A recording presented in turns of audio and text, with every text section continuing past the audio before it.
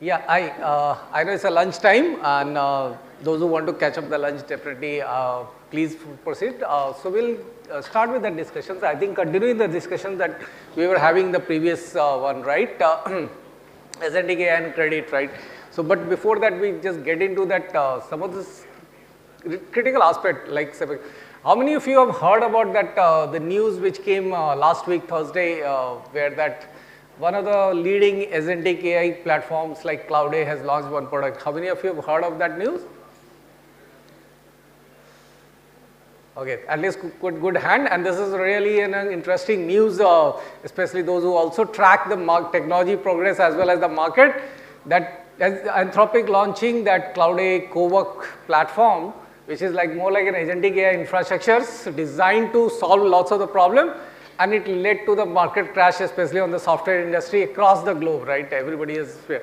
So let's just try to understand about that some of these aspects. So I'll just skip. I think you know us by now, but we are primarily a consulting firm, right? And we work in the BFSI segment only, helping in the digital advisory, technology advisory, risk and compliance advisory, right? So as we do that, these are the set of the customer. Now let's look at that, I think some of the aspect of the agentic AI, right? Why the suddenly agentic AI that we are talking about that. So before the agentic AI, if you look at it, the transition has happened, and I'm not sure many of you would have heard the robotic process automations, right? So that was almost like 7-8 years old technology, and more than that, right? More than that, which was primarily came as a kind of the bot, where that primarily it was supposed to do a certain task that an individual can be.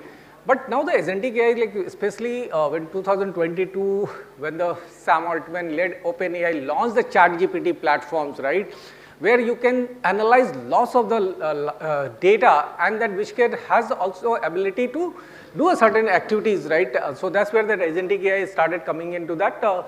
So primarily more into the banking perspective, that why the banks are exploring. I think you have heard about some of these use cases, right? Banks are looking at the definitely cost optimization at the certain tasks that can be performed, be it on the credit, be it on the onboarding process, be it on the risk and compliance aspects, right? The language has so far been the challenge, that how do you converse with the individuals where the different language coming up alike. And these are the lots of the problems which could seem been solved by this entire the LLM models or the ChatGPTs of the world which came, generative AI that typically being known. So in the last 4 or 5 years, the generative AIs that as a technology itself has evolved so much, that has created lots of the opportunity for the people to start exploring on the agentic AI. So what has happened, right? As I was talking about that incident, right? So Claude, which is launched the co-work platforms, which primarily designed to read complex legal documentations, complex trade-related documentations, and which especially if you look at the trade kind of the finance kind of the product, where the multiple hands of and then multiple documentation studies goes, and the instructions being extracted and the activities that need to be performed. And that's where primarily it happens. And then Goldman Sachs is one of the leading banks which, internationally they have started adopting some of these cloud platforms. So what the co-work is suggested is like the name itself, that the co-work, there's any individuals is there, it's just somebody is there to support his or her task, right? And that's where primarily the entire that co-work came. And that one of the model is that it's not one individual. So if you look at the scenario of the lending, right? Earlier, like 15-20 days, that if you look at the concept that how the lending used to operate, right? So the sales guys will go and pick up the customers, pull up the forms, the data and all these things. Then he passed on to the credit team doing the assessment and all. Then it goes through the agreement, then disbursal, and it's all individual playing the role, and the file skips are moving.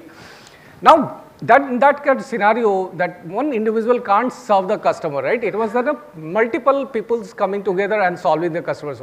That's where the whole agentic AI concepts came, that it's not only the one individual agent, but a set of the multiple agents can work in the collaboration, works in the coordination, that one takes action, becomes an output for input for the other agent agents takes that action forward, and then continue the discussion, continue the service delivery forward. So that's where has happened. And I think in the terms of the Claude, which the platforms which has launched in the agentic AI, lots of the things like, say, for example, the trade documentation, reconciliation, and all these things.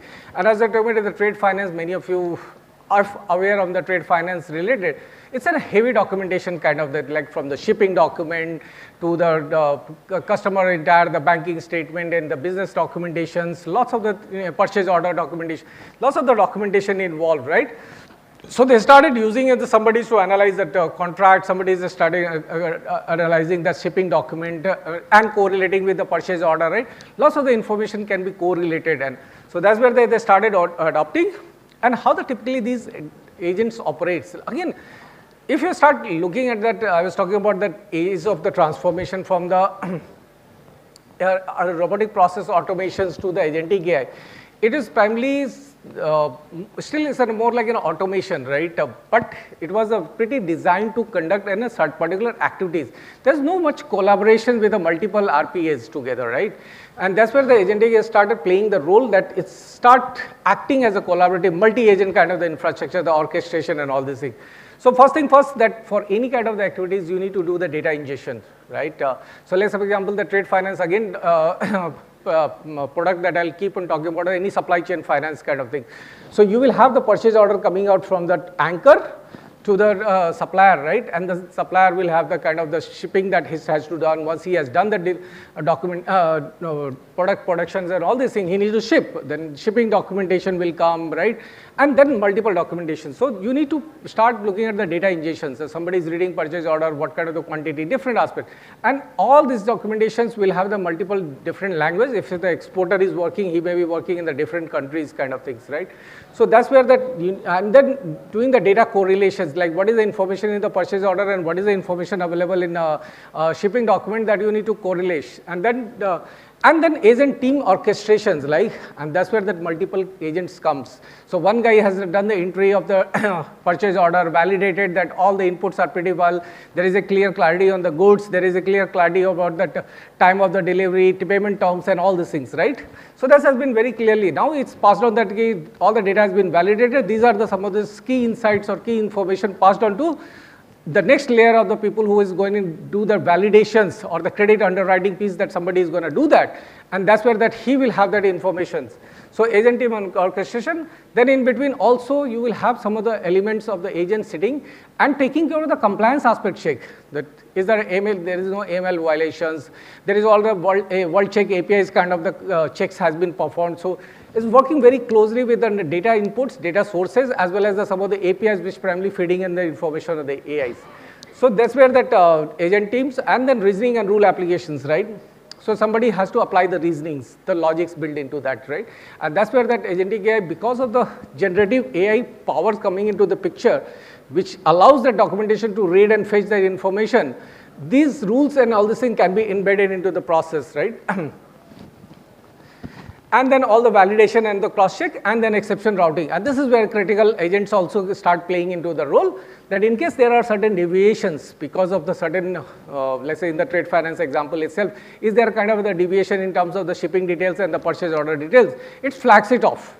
And then there is some human involvement comes. So that's where practically, if you look at the Claude-powered platforms, and that's why it has created such a havoc in the industry, especially on the software, which is largely the workflow kind of the infrastructure, right? So you have the workflow, and this is the example that I'm talking about, where the documents are moving into the flow, right? So that's where that it flags out, and then human involvement comes into the pictures. I think, just largely, I'll not go too much of the details. And holding up my next sessions and the discussions, right? That's more critical. So primarily, you look at that there is an agent teams involved working very closely with a human. In the credit example, like say, for example, call center or the collection, when they're even initiating the calls, right? And then if the conversation goes into the tough stage where that agent is not able to handle that conversation because it's designed to have a certain limitation, how do you pass on to the individuals, right? Individual human agent. So how does agent works?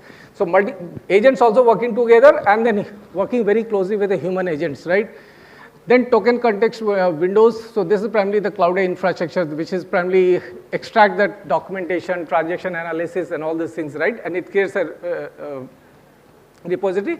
And then also it's laid down with a very clear auditability and the source traceability. Like, so especially the banking industry or the lending industry and all of these things, having the audit logs that what kind of the action was taken, right? And then what is the timestamp and all these things. The audit logs are the very critical. So it's create that kind of the repository and the traceability, like how the one decision moves from the one agent to the other agent, what kind of the rules or the logics was applied into that process. That's what's been taken care of it, right? So, so just try to give you a very simple example with traditional generative AI. I'll use the word AI we have already spoken about, and the agentic AI. Now look at the scenario in the, like say for example, any chat GPT or any co-pilot platforms.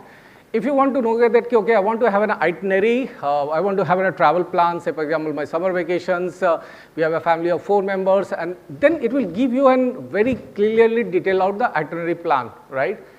Now the action for other things, like say for example, you take that, okay, you can go to, say for example, Ooty, and because of the summer climate is suitable for that and all these things. These are the flight options are there, these are the hotel options are there, these are the type. It gives you a very detailed out kind of itinerary, right? But now you as an individual has to take lots of the actions, right? So for example, checking out the availability of the flights, checking out the availability of the hotels, and then accordingly closing out and then booking the hotels, booking the flights and all this thing, right? Now just imagine that the same things when you have done the inquiry and all this thing, and then just tell the can you check me the availability of the hotels at that time? Can you check the flights availability? What are the best options in that kind of thing? Now the action has started coming. Right? So it's a combination of your generative AI output and then combination with a certain action. And that's where that entire the agentic AI comes into the picture. Okay, so it's a very generic example that I try to, because most of the things you may not be coming from the technical background per se, right? I think I'll not go much into detail. So primarily rule-based AI, where that very simple equations was laid down, then it moves into machine learnings, where that you start feeding the certain information to the data, and then it started learning about, right? Typically the recommendations that you see on the Netflix or the, say for example, Amazon and all, right? Then it started going into the deep learning, where that most of the data gets generated, and then also it's continued to keep on building the learning capability on its own, right? So for example, Uber, if you look at it, which continue to derive the multiple routing, or the Google Maps per se, right? But then it moves into generative AI and LLM, and then world of the agentic AI that we are here today, right? So that's it's been evolution. I think I'll just skip. So primarily some of the characteristics we look at autonomy. So it's primarily can take certain action on its own. So that's there. The tool orchestration. So one of the things that agents is designed such a way that it can work with APIs. So it can call the certain APIs, get certain information. You can directly give an access to the database. You can directly give into the access to the system, like it can go and check your mails, right? Or it can go and check the databases. It can make a direct inquiry in the databases and extract certain information, or it can make that. So you can bundle all these actions into that agents, right? Then human in the loop collaborations, as I was talking about that, you can identify what are the intersection points will be there that we can incorporate that humans into the loop, right? And then goal-oriented plannings, very clearly all the agents can be sequenced or work in the multiples or the individuals with a certain goals, right? So let's say for example, booking a travel booking plan, or say for example, calling other collections, right? Or say for example, reading out contracts. So those all the things, goal-oriented. Memory and context. So this is also very strong because of, so in the days of the RPAs or the world, there is no memory that what the action it took earlier, right? But now in the case of the agentic AI, that it knows that in the certain scenarios, that action was particularly taken. So there is a context awareness into the built into, because it's largely the backbone is that coupled with the generative AI or LLM models that you talk about it. And the last not the least, loss of the reasoning and decision making ability has been built into that. So that's a short characteristics and the view, the agentic AI that we build it into that. So without much taking a time, I'll move into the next very interesting conversation that we will have. So I will request Vishal if you can join me.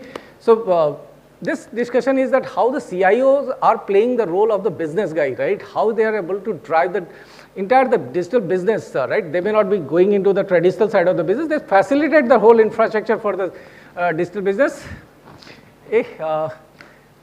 मुझे खड़ा रखोगे and then you will make Vishal sit.